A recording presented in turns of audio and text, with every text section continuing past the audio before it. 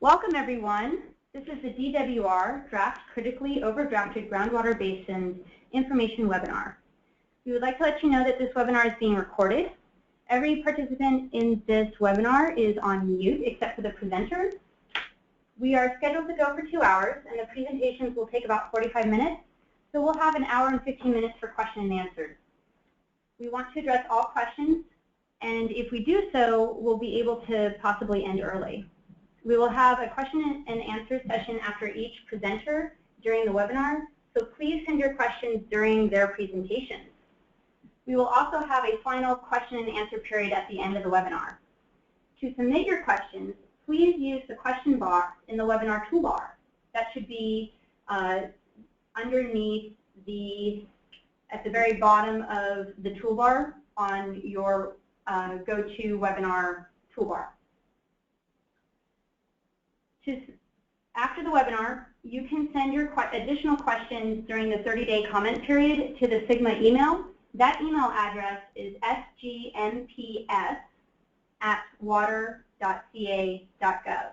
Again, sgmps@water.ca.gov.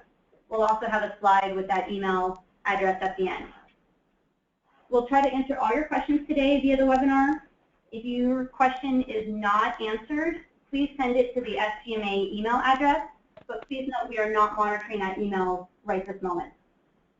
We will also have the recording of the webinar and the PowerPoint presentation posted to the DWR website.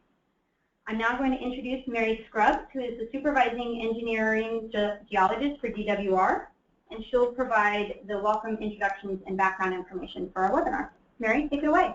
Good morning, everyone. Thank you for joining us. I'm here to present our presentation on the critically overdrafted basins and our draft list.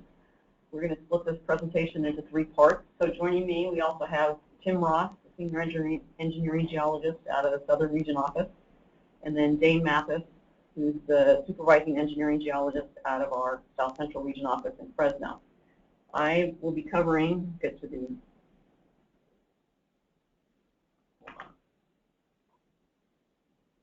here's our outline. I'm going to cover some background on the basins and where we are, and then Tim will cover the process on how we determined the draft critically overdrafted basins and what we went through, and then Dane will follow up with the draft results and our next steps. After each section, we'll have a question period in case you need clarification on those individual portions, and at the end we'll have questions for the entire part. So if you have a question for clarification for the specific part we're talking about, we invite you to ask those questions there. If it's something on the overall process or something that we will be covering later, then the speaker will let you know that. So we'll get to it. So I'm going to cover background on critically overdrafted basins, and I also want to point out this is one task that DWR is tasked to be doing out of the Sustainable Groundwater Management Program. There are several other areas and projects that DWR is in process of doing and undertaking. The legislature tasked us with quite a bit of work to do in a fairly short amount of time, and then there's also things that that we need to get done in order for local agencies to move forward as well. So some of those include the basin boundary regulations and the adoption of groundwater sustainability plan regulations. If you're interested in any of these other areas, we invite you to visit the DWR Sigma website. And we also have upcoming public meetings on both of those topics. And at the end of this presentation, we'll provide that in case you're interested. So starting back, California groundwater basins are defined in Bulletin 118. That's a fundamental report that the department has. There have been multiple versions of it over the years. It hasn't necessarily been published at consistent intervals. But in that publication, DWR defines the groundwater basins and subbasins using the best available data. And back in 1980, the department also identified the basins subject to critical overdraft. The legislature tasked us to do that. And then under this current Sigma legislation that was passed last year, we're required to update that. So at the bottom here, you can see that Bulletin 118 has kind of progressed. And we're building off of prior Bulletin 118, but the critically overdrafted list came out of 1980, In 2003, DWR published another update to Bulletin 118, but at that time there wasn't the funding available, so the department essentially repeated those basins rather than identifying more, and we'll get to that.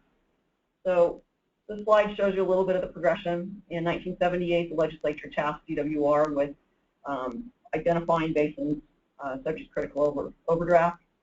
The department published that list in 1980, and those basins were identified in conjunction with agreement with local agencies. I believe we had 22 workshops that were done, public workshops at the time. Of course, the water was at a different period of time then, so it was a different situation that we have now. Bulletin 118, 1980 identified 11 basins in critical conditions of overdraft. And when we moved over to updating in Bulletin 118, 2003, there were basin boundaries that changed. And so although the same areas that were identified in 1980 were used, in the list and looked different because there were some basin boundaries that were, basins were split into sub-basins or added. So in particular, the Ventura area added more. So there was no new identification of basins. It was the same areas, but it was using the current basin boundaries from 2003. So moving forward to where we are now, we are under SGMA. We are required to identify the critically overdrafted basins.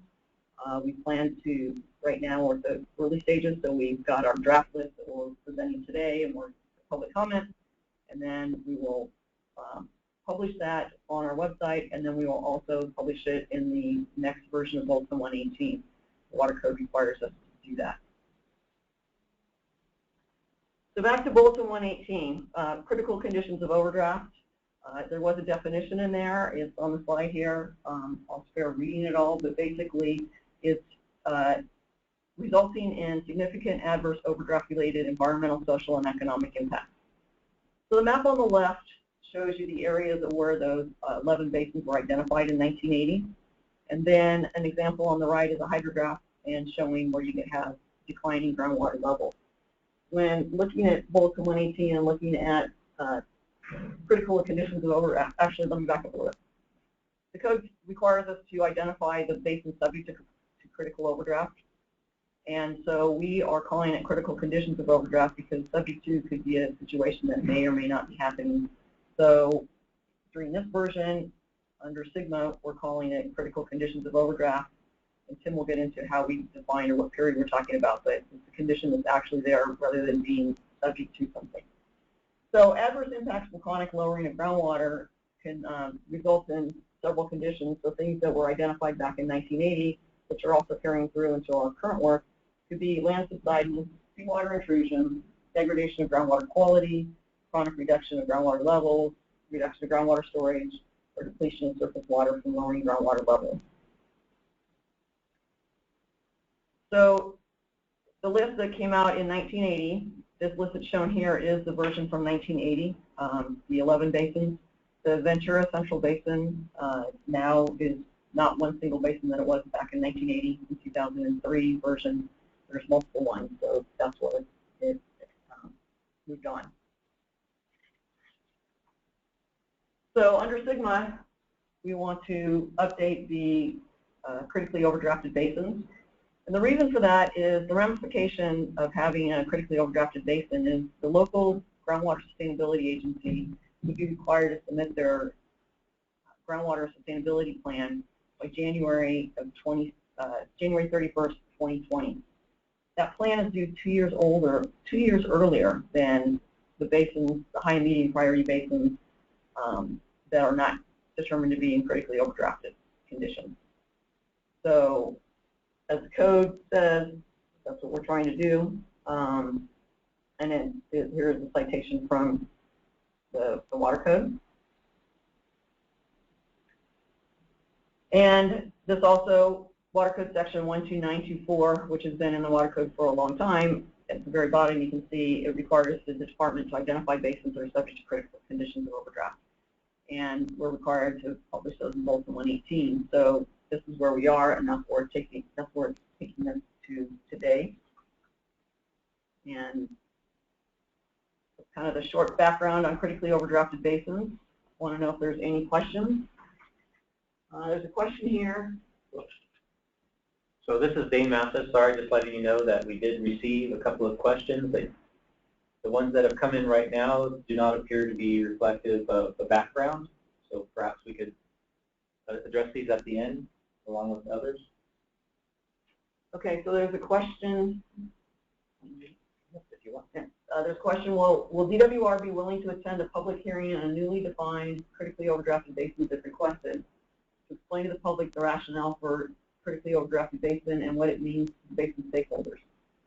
I would say yes, but I also, let's defer back to get through the rest of it, and you'll understand that working with the local agencies, what the region officers are doing.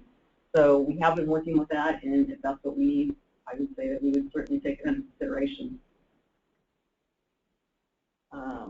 There's another question here. What is the estimated loss in infrastructure repairs and retrofits, and what is the estimated time for regulation to be implemented to address the groundwater overpumping?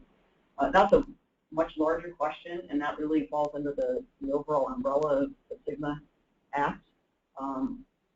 Identifying the critically overdrafted basins, the scope of it is not including the loss of infrastructure and the retrofits and what would cost in doing that. But the plans themselves are required to be implemented by either 2040 or 2042. So that's the time frame for the planning, depending upon if your plan is due in 2020 or 2022. And I don't see any other questions. And with that, I will turn it over to Tim Ross from the Southern Region Office that will cover the process for determining critically overdrafted basins. Good morning. Thank you for attending our webinar. Let's see. What I'd like to do at this point is walk you through the evaluation process that we used to determine and produce a preliminary list of critically overdrafted basins, and then the draft list of critically overdrafted basins that we're presenting to you today. The first process was to determine a hydrologic base period, and I'll get into how we did that and why we do that in just a little bit. Then evaluate the basins, and after we produced a preliminary list, we wanted to notify basin managers and the counties in basins on the preliminary list to let them have as much time to know about where we were going with this list and be able to get back to us. Today, we're releasing the draft list to the public, and we'd like to obtain and evaluate additional information both from the public and from local agencies, basin managers, and the counties. And we will be producing a final list, as Dane will get to in the next section, later this fall. One of the reasons why we're moving very quickly here is because it makes a difference in when groundwater sustainability plans are due for sustainable groundwater agencies. And we wanted to make sure that we give local agencies and people in groundwater basins subject to SGMA as much time as possible to plan and get moving according to the deadlines that may impact their groundwater basins.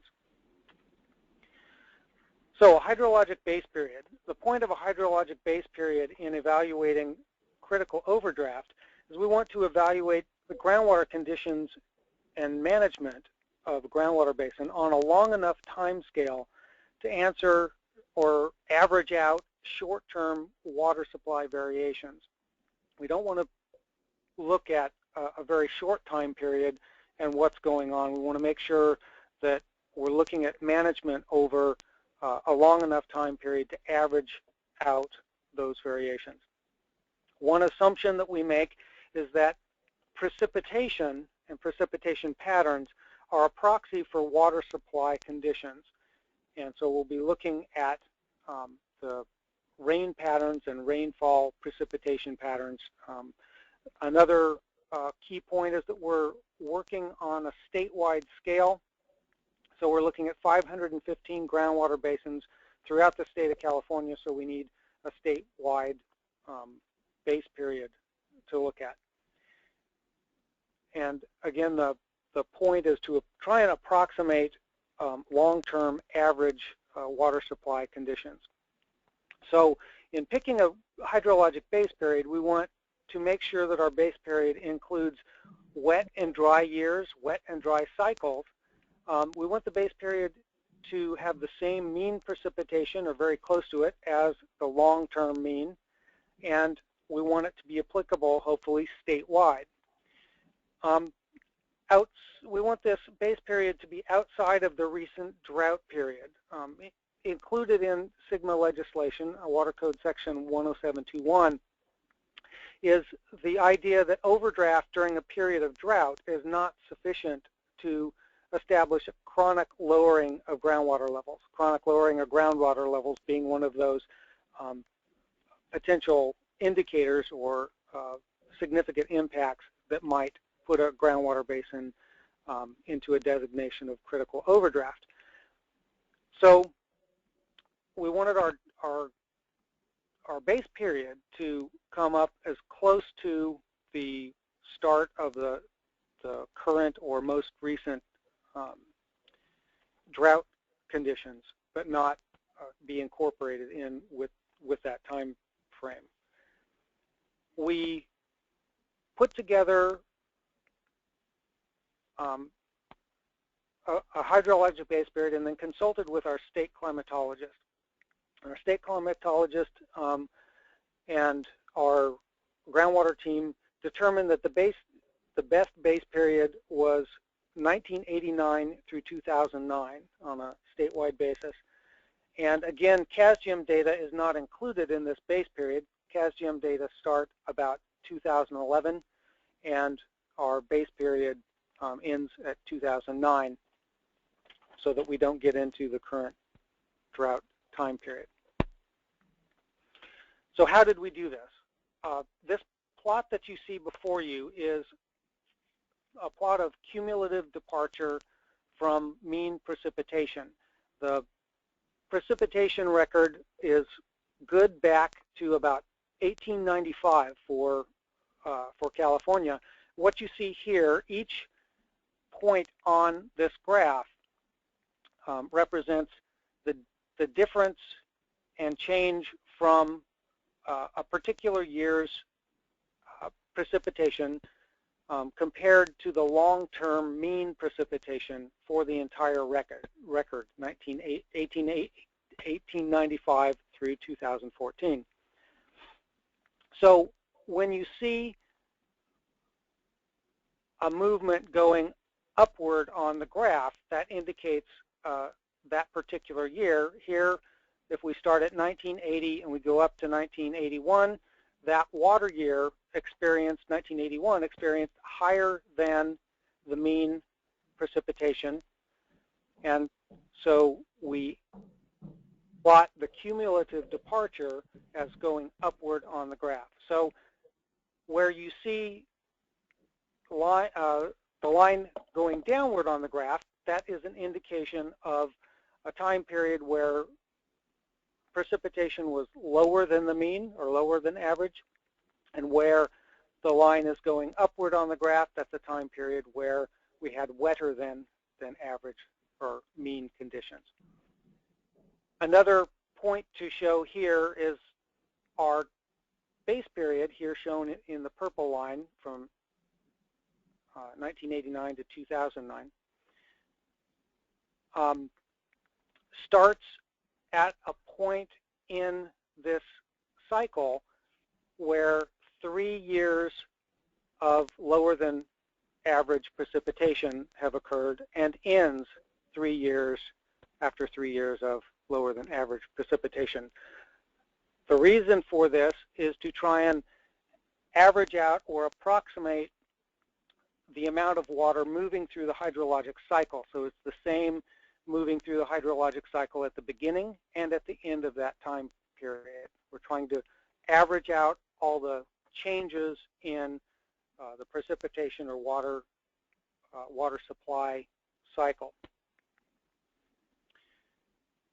This time period, the base period we picked, averages very close to the mean precipitation for the whole time frame, less than 1% deviation or difference in that mean precipitation.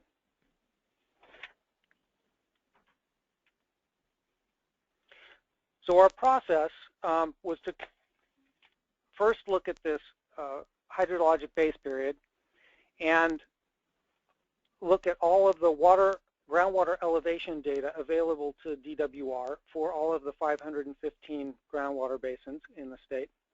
And what we found was that there are very limited water level elevation data for this time period, for the base period, for more than 400 groundwater basins out of the 515 groundwater basins.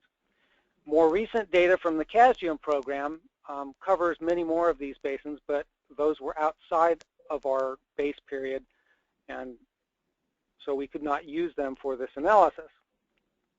The water levels evaluated for the basins were data available within the DWR online database. Because we couldn't evaluate more than 400 of these basins very effectively, and these included some of the groundwater basins that were originally classified as subject to critical overdraft in 1980. We needed to change up how we evaluated and produced our preliminary critically overdrafted groundwater basin list. So our first step was to include all of the groundwater basins that were designated in Bulletin 118-1980, and then again in Update 2003 as critically overdrafted.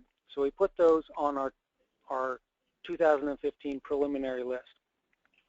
Next, we conducted a review of reports, DWR reports, investigations, published reports, USGS reports, local agency engineering reports, and groundwater management plans, EIRs, whatever we had available to identify groundwater basins with obvious evidence of adverse impacts or undesirable impacts.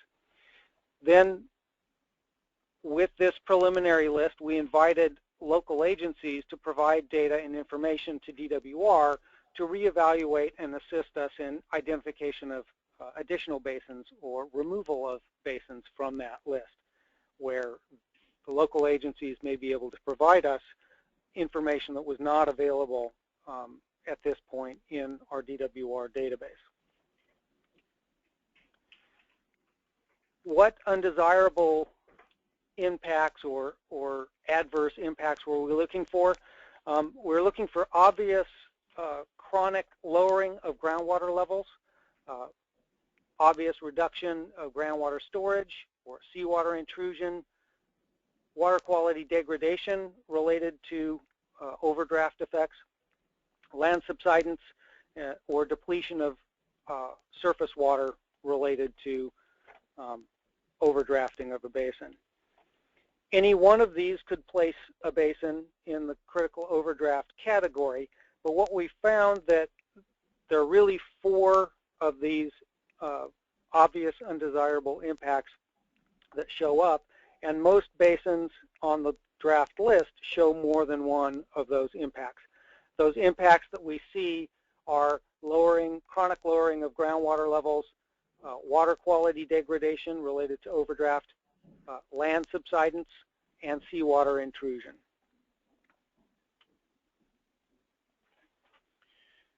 So in July 2015, DWR staff contacted major basin managers in respective counties for all the basins and subbasins identified on the preliminary list.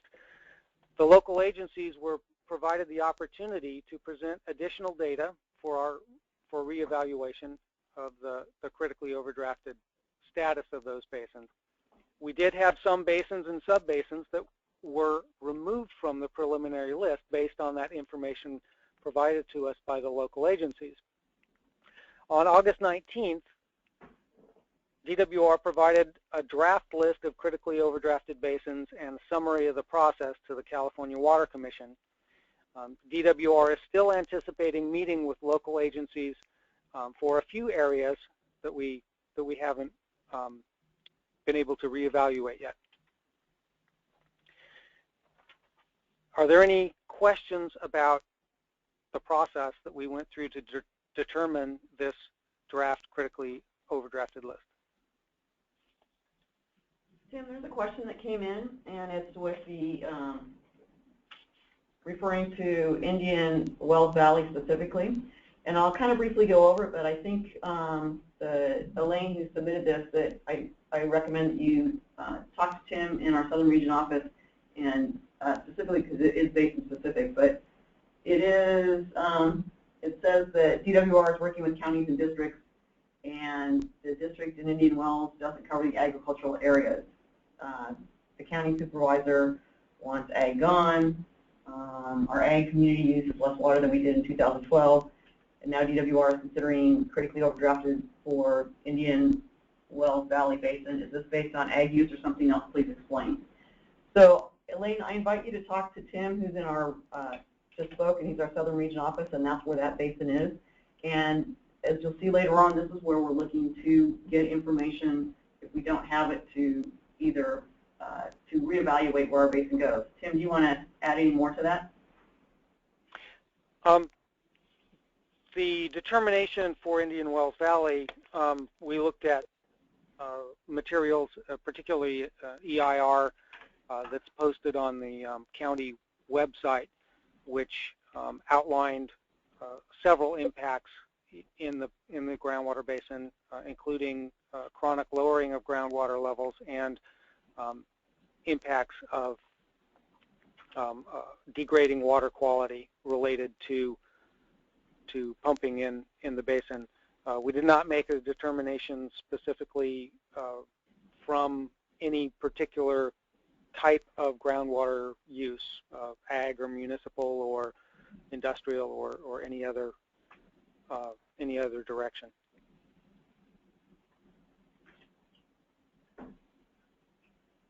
And Tim, we've had a handful of other questions that have come in.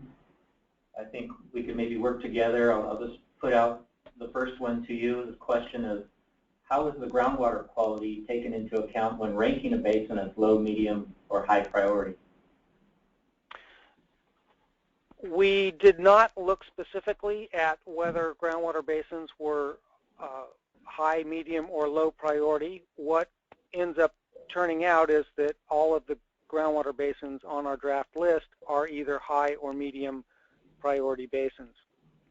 Some of these impacts were known when we were doing the CASGIM priority process, and so they were evaluated potentially as part of the matrix of prioritization. In terms of water quality, that's one of the potential criteria if we could determine that that water quality or a degradation in water quality was related to overdrafting of a basin or was in conjunction with chronic lowering of groundwater elevations. And Tim, this is Mary. And then as far as the basin prioritization, that was done under CASGIM, and that prioritization was finalized in June of 2014. In January or December of 2014, SGMA adopted that same prioritization. So in a nutshell, that prioritization is really the importance of groundwater for a basin as a statewide ranking. That information is on our website, and the part where it comes in as being a high, medium, or low priority as far as the critically overdrafted basins. The high and medium priority basins are identified as being critically overdrafted. Their groundwater sustainability plan is due in 2 years earlier than the others, so that would be in January of 2020. And if you have other questions, we'd be happy to answer more about that. But the prioritization is a separate process of what we did, and that was already put through, and the legislation came out to use that prioritization. Okay, and we have quite a few other questions coming in, so thank you everyone for participating. There's a question from 2 individuals asking for something similar. They're asking which basins, sub-basins were originally on the list but then subsequently removed. But that's information Yes. Dean will get into. Well, yeah, I could get into the draft list. As Tim mentioned, we included all of the basins initially, all of the 515. And as he explained, there wasn't sufficient groundwater level data statewide and absent in many of the basins. So as Tim explained, we pared down the process to starting off with the 1980 and 2003 critically overdrafted basins, and then looking into those readily available reports to identify additional basins.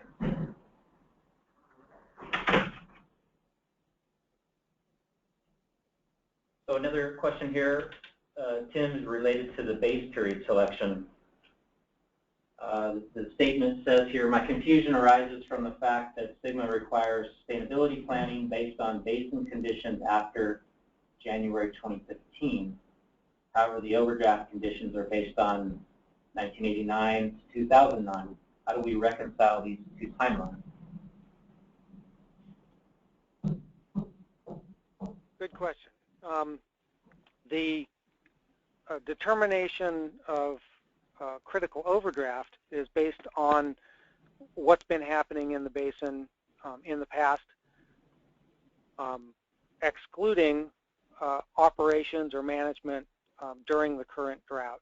And one of the reasons why we don't look at what's going on during the current drought is the idea of conjunctive management of different types of water sources.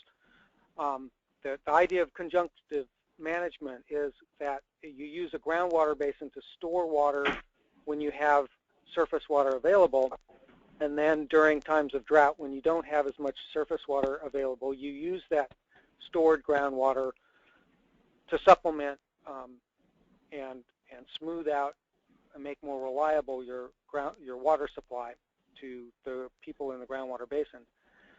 So effects that are taking place in a groundwater basin, you might imagine that if good conjunctive management is taking place, during a drought you will see groundwater elevations fall. So we don't want to designate a groundwater basin simply by what's going on during this current drought. We want to look at how that groundwater basin is managed over a time period that includes wet and dry cycles. Particularly, we're looking for a groundwater basin that recovers during wet cycles. The groundwater elevations may fall during dry cycles, but they recover during wet cycles. Okay, thank you, Tim.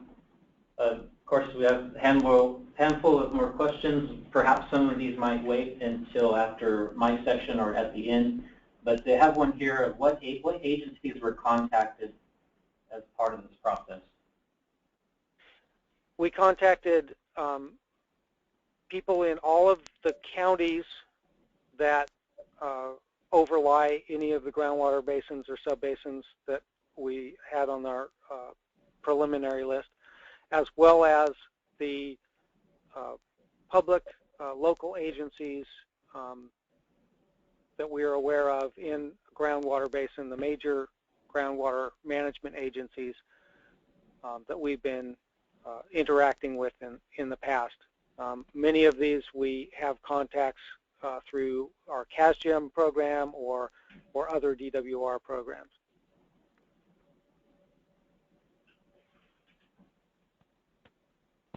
Okay, thank you, Tim. Just reading through a question here. The one thing to ask specifically which basins were recently removed prior to issuing the draft list.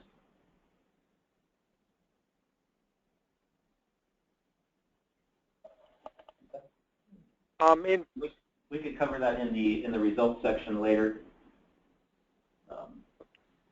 Sorry, so there's a question here. If a basin is ranked as high or medium, its prioritization did not consider quality as a variable, rather simply overdraft. Is this correct? Or if a resource is of such low quality that it cannot be used for ag or other industry, why should it still make the list? Just to understand and confirm, please. And maybe I'll take a shot at this one. Perhaps the person asking the question is confusing CASGIM basin prioritization, which has 8 different elements to consider, versus our evaluation of basins being in critical overdraft during the hydrologic base period. I recall that the basin prioritization, there was just a small element of it where you could evaluate whether or not a basin had existing impacts or even an other category. And of course, the other components for basin prioritization were mostly on groundwater use and groundwater reliance, and looking at other factors on demand, such as irrigated acres and the number of production wells.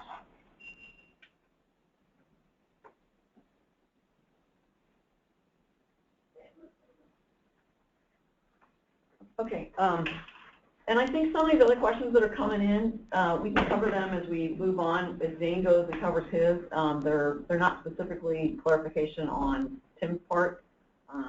So we move forward to Zane.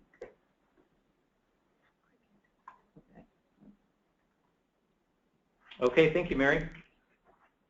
And good morning, everyone, again. I just worked through the last section of the webinar with going over the draft results and next steps for the project.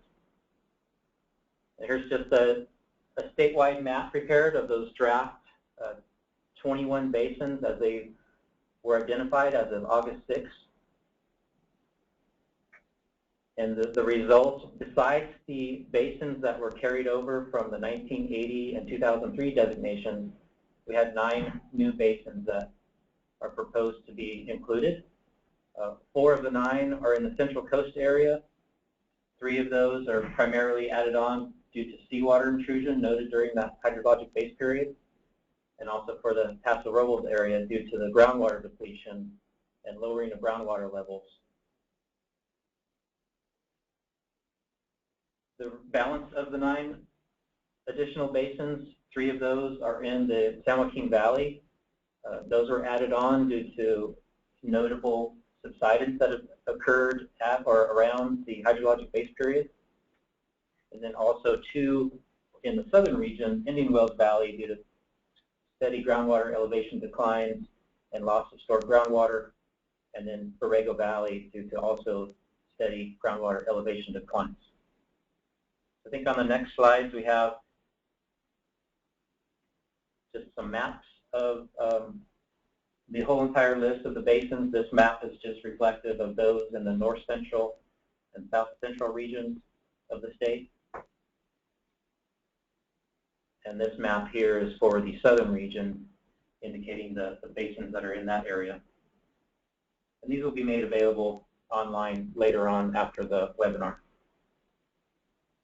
So again, for the draft results, the maps and the table just represent those draft identification of basins as of August 6th. As I mentioned, there was 21 basins total, 12 out of the 18 that were previously identified in 1980 and 2003. And as I mentioned, we added on the 9 new basins for 2015.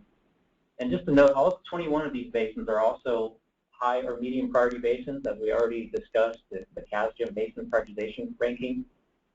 And these 21 basins are reflective of close to 40% of the total area of those 127 high and medium priority basins. And just as by the geographic breakdown, none for northern region, and these regions are reflective of the DWR region offices. 1 in north central region, 15 for south central region, and 5 for the southern region. And just a summary here, as Tim pointed out, we had that initial start with all of the basins, all 515, recognized that there was not sufficient groundwater level data.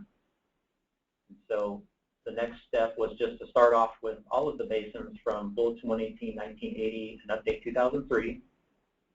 As Tim described, we established that non-drought hydrologic base period so we can evaluate change in groundwater levels and any adverse conditions during non-drought period. The DWR just consulted with readily available information.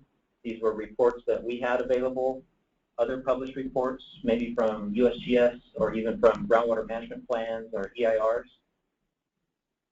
We made that preliminary and draft list of those new critically overdrafted basins that showed these obvious evidence of adverse impacts within that base period. And as Tim explained, we notified and worked with all of those local agencies and major basin water managers on the evaluation and designation of this critical overdraft status. And just to point out here that pursuant to SGMA, DWR is required to call out the entire basin or sub-basin being in critical conditions of overdraft, even though we recognize that some of these adverse impacts are localized in, or one or more areas of the basin. They're not necessarily cover the entire basin. Some additional things to mention is that there could be other overdrafted basins out there, but the ones we have preliminary identified are the ones in critical conditions of overdraft during that base period. And we welcome comments and information for basins that are on the draft list, of course, and also for those that are not on the current draft list. And what we're asking for is data from local agencies or even the public that was within that base period that might support that a basin could be provided or listed as critically overdrafted, or maybe even removed from the status of critical overdraft. Some of the next steps, of course, the August 25th public meeting went well yesterday in Clovis, and today here we're doing the webinar. We soon plan to post the draft list and maps and other information on DWR's website. And our public comment period is going to run for 30 days through September 25th. Again, we're accessing data and information from local agencies and accepting public comments. We're going to review all the information and revise the draft list as needed. And we'll consider that information and address adding or removing basins from the list based on the information submitted. We plan to finish up the final list and share it on the DWR website in October. And of course, as pursuant to SGMA and the Water Code, we will need to reflect the final list of basins in critical conditions of overdraft in the next update of Bulletin 118, which is due by 2017, so we're set to have that updated in late 2016. Where to submit comments? Well, you could have done it yesterday at the public meeting, or we're doing it here today, right now in the webinar. There's also opportunity within the next 30 days to send in comments and information via email. It's sgmps@water.ca.gov. You could also write a letter and send it in via postal mail, and the address is provided on the slide. And again, we have until September 25th to receive comments, and we'll continue to work with some of the local agencies on the designation. We ask that if you want specific information for a particular basin or need to talk with somebody directly, as you work with the groundwater chiefs in each of the region offices. All the names are here on the slide. Bill Ehorn in Northern Region, Bill Brewster in North Central Region, myself, Dave Mathis in South Central Region, and of course Tim Ross in Southern Region, and Mary Scruggs is also available in headquarters. Now's the time to just go through some of the questions and comments that are coming through. I still see we have a few to address. I think we've addressed some of those as to where to get information, and to reiterate that Dane said if you have specific questions about, what information was used for a particular basin, contact the groundwater chief in the respective region office. They should be able to answer that. There's a question here for Tim, following up on your section, and it is, why did you use the long-term precipitation data starting pre-1900 for your average when this earlier data may not be representative of industrial effects? Would it not be more appropriate to use precipitation record of 1930 to 1960s, representing more valid average precipitation, and then apply to develop a cumulative departure from norm? Tim, you may need to unmute. Okay. Let's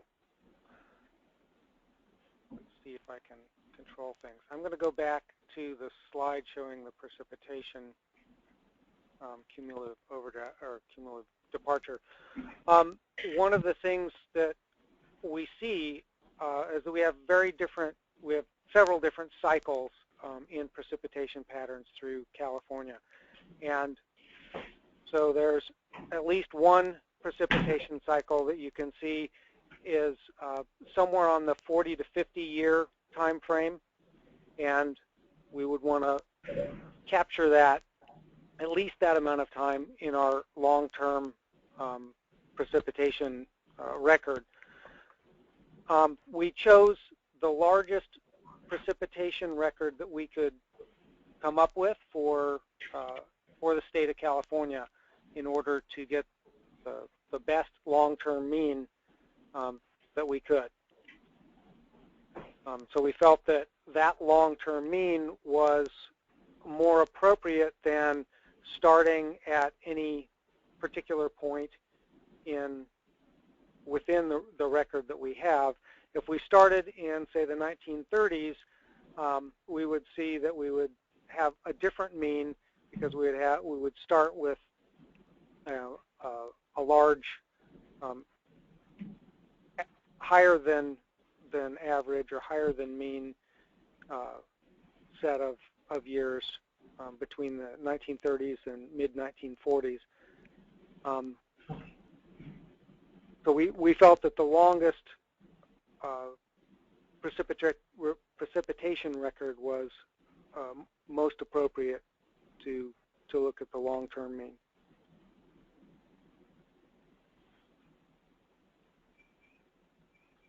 Okay. Okay, going through the questions now. Thank you, Tim.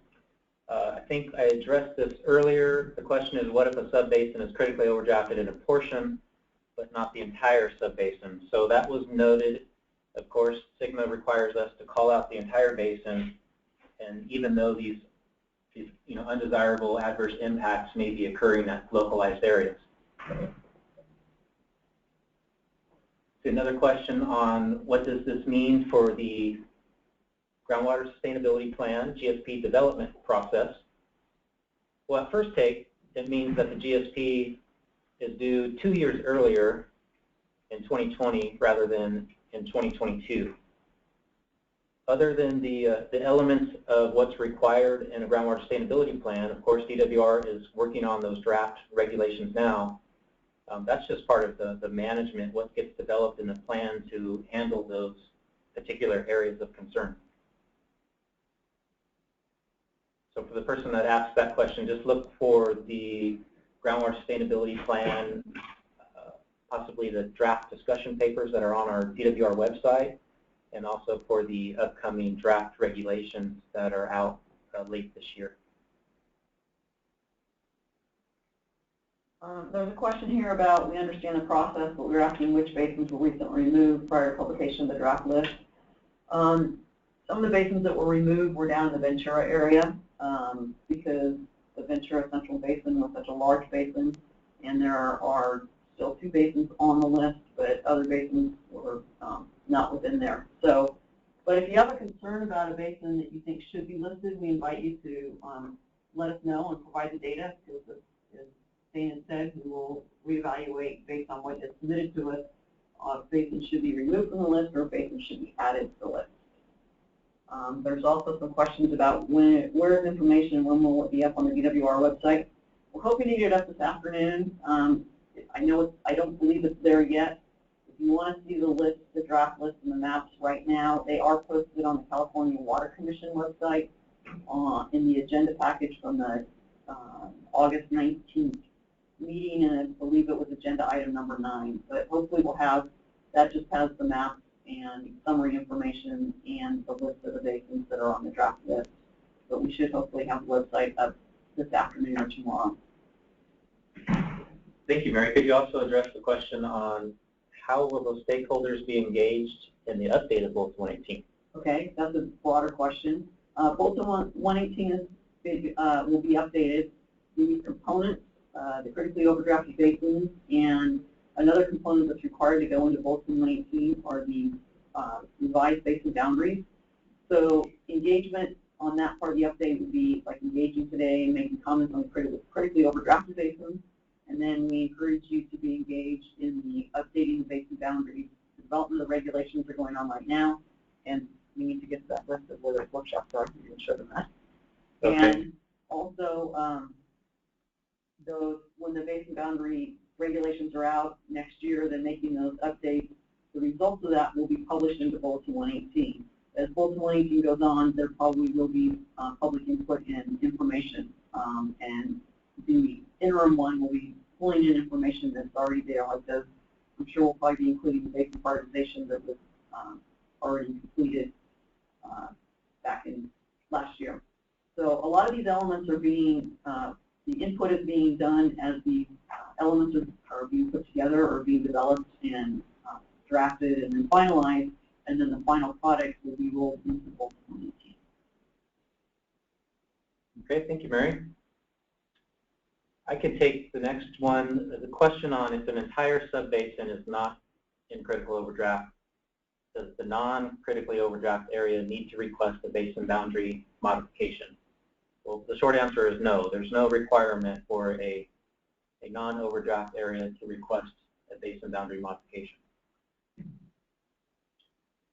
And what information is required to establish that a portion of a basin is characterized as critically overdrafted should be served from that basin and treated as a low priority subbasin.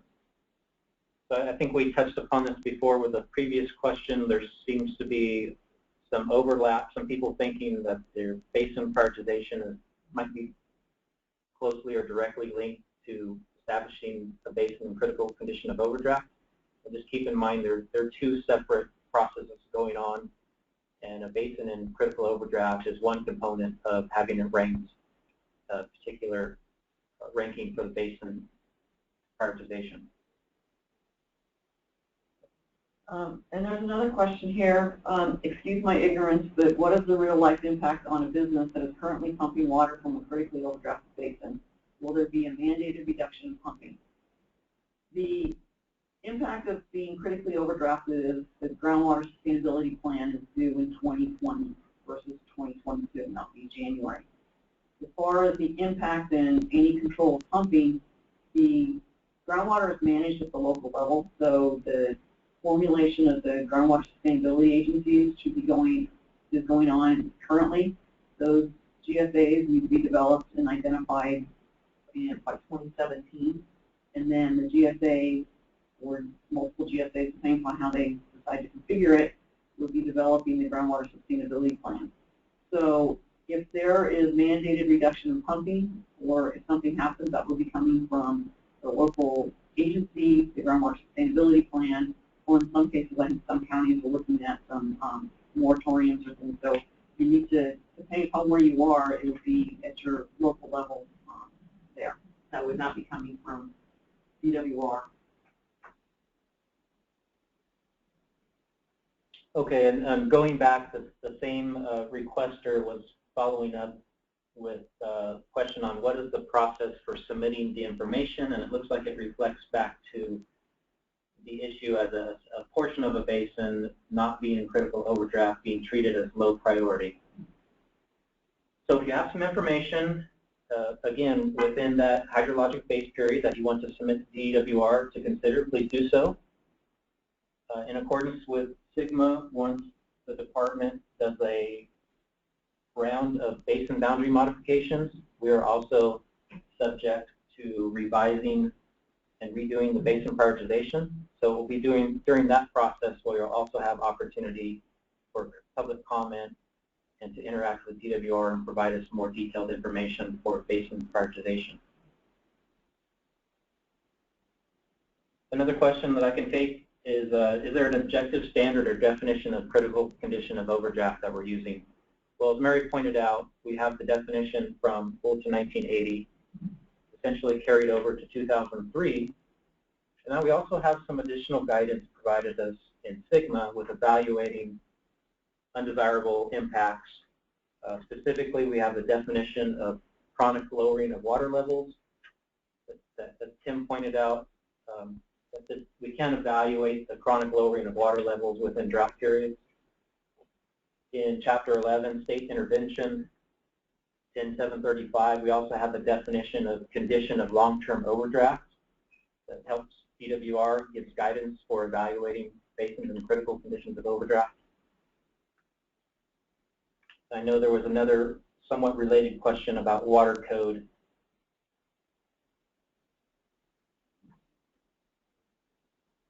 And I'm sorry, I'm trying to find it again. It was the portion of sigma that requires the entire basin to be called out, even if a portion of that basin is not critically overdrafted. Well, I looked at 12.924 for that section of the water code, which authorizes DWR to investigate the state's basins, evaluate groundwater pumping, and identify basins that are subject to critical conditions of overdraft. And just note, yeah, it does not specifically state whether or not we can do this even if a portion is determined to be in critical overdraft. Okay, Dane, another question is here, and I think it's a clarification. It says, did not see it specifically mentioned in the draft regulation. I believe it's referring to groundwater quality taken into account. Is that something that I inadvertently overlooked? And I'm not completely sure exactly what this question is referring to, but I want to clarify that the regulations that DWR is adopting, there's only 3 areas where we're adopting regulations under SGMA. And those are under the revising or updating the basin boundaries, and that's also developing the groundwater sustainability plans and alternatives to groundwater sustainability plans.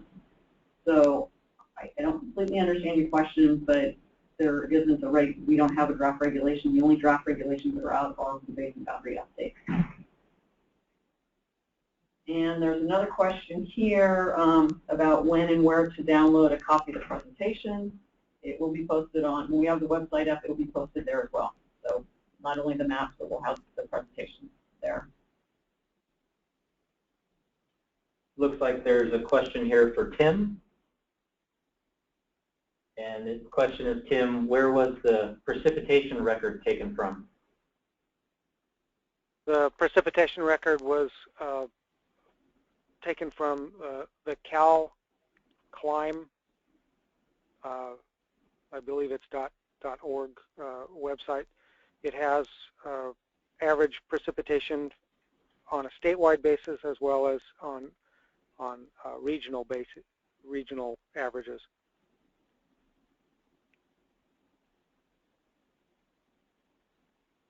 And going back to that prior question, I think where are the criteria for basin priority adjustment take groundwater quality into account? The criteria for the basin prioritization is in the water code. And if you go to our DWR website and go to SGMA, the basin prioritization, it will explain it or list it where I don't. And further information is also on the CASGEM website about the basin prioritization. So it lists the 8 criteria that are defined in the water code for that. What else do we have? Okay. So it sounds good. We're getting some questions on how the information could be made available to the public. So will we be sharing the emails and correspondence on specific basins that we receive to the public or interested parties?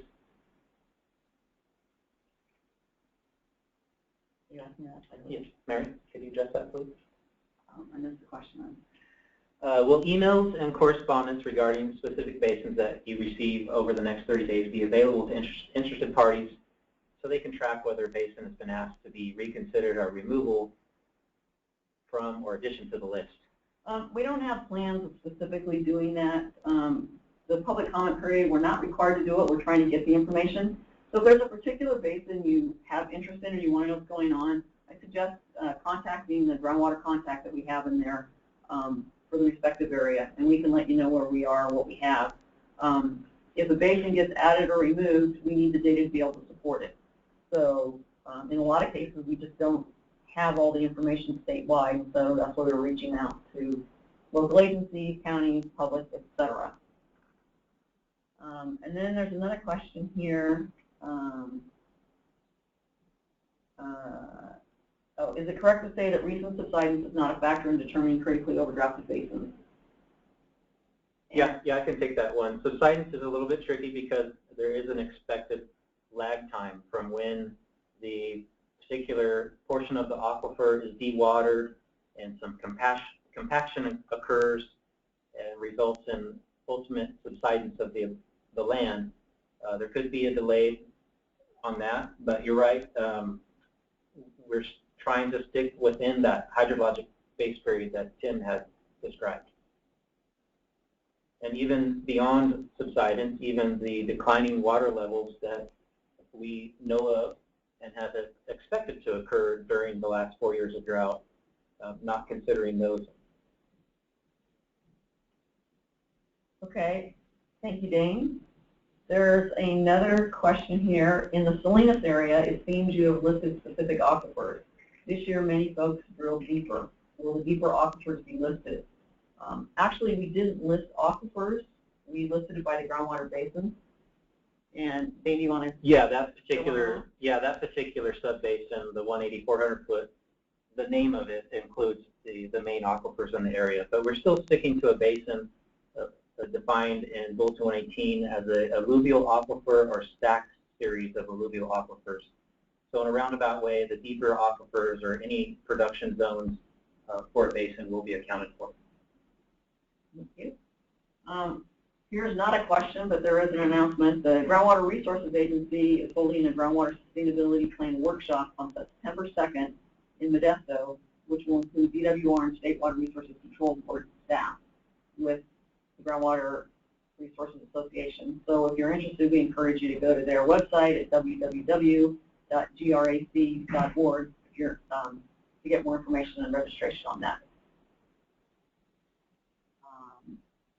And we got to thank you for that. So thank you, Mary.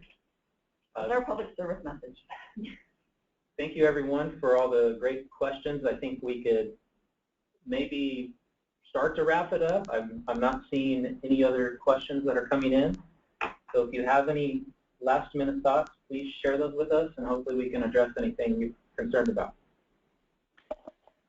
Dane? Yes, Tim. I'd be happy to send the web link that I used for the precipitation information if somebody wants to send me an email. I'll be happy to send that link back. Okay, great. So for the person that asked about that, the email is on the previous slide. You can get it later, or it's timothy.ross@water.ca.gov.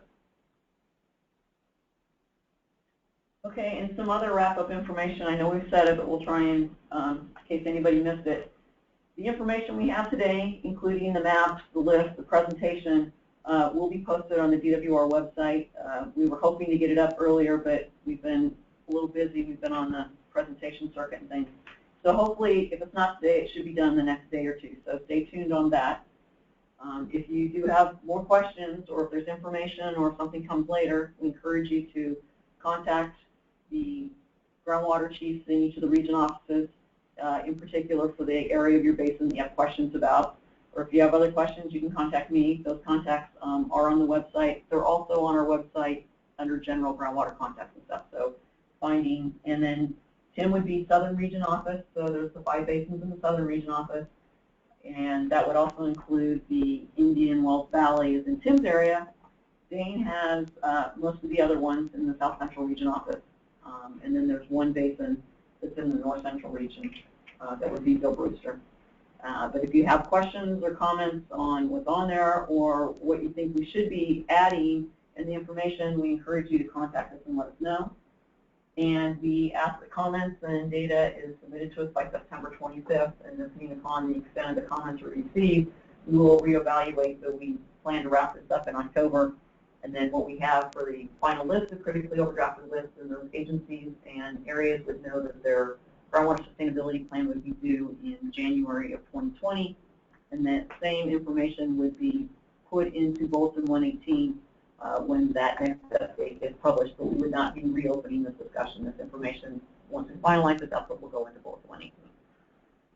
And another final comment also that can be related along these lines, also DWR announced the latest release of the Sustainable Groundwater Planning Grant Program, the draft guidelines, and the PSP got posted on our website yesterday.